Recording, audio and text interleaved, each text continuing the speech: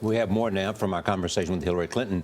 We talked with the Democratic presidential candidate, the Hay Adams, across from the White House. Only on CBS This Morning, Clinton addressed criticism of her ties to Wall Street. As Secretary of State, she met with dozens of corporate executives and longtime political donors.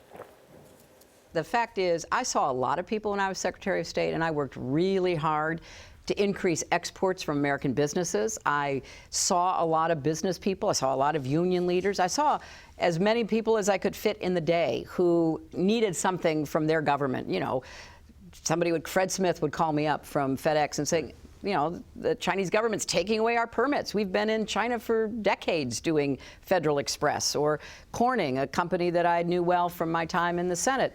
You know, they're trying to, you know, put a tariff on us that is going to drive us out of business. Or, you know, I worked really hard to get more jobs for Americans. And that meant representing big business and small business and everybody in between. Have you suffered from the fact that they say you're too close to Wall Street? Has that hurt your image and your judgment running for president? I don't think so. I have stood for a lot of regulation on big banks and on the financial services sector. I also represented New York and represented everybody from the dairy farmers, you know, to the, you know, to from the Wall fishermen. Street to the dairy farmers. Yeah, everybody. And so, yes, do I know people? And did I, you know, help rebuild after 9/11? Yes, I did. But and did you take money from them? And they would say, yeah, but that has nothing to do with my positions. Anybody who thinks that they can influence me on that ground doesn't know me very well. Why do you want to be president? I mean, you've had a remarkable life. Yeah, you've been in the White House. There it is over there. There it is, right. You can. Well, I'm not doing it to move back in, although it's a wonderful place. But, so why are you doing it? Because I mean,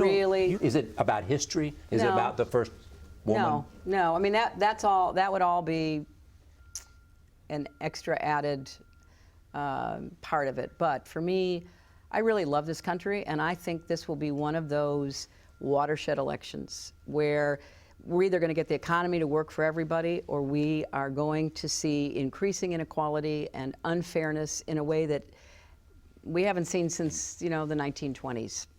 We're either going to figure out how to live together despite all of our differences, show respect for people, enforce human rights, civil rights, women's rights, gay rights, workers' rights, or we're going to really have the balance shift dramatically against the kind of democracy that I believe in, that I think works best for America. And we're either going to lead around the world, or we're going to take a back seat and pay a big price for it. But you know, a lot of people think the biggest problem for America is Washington.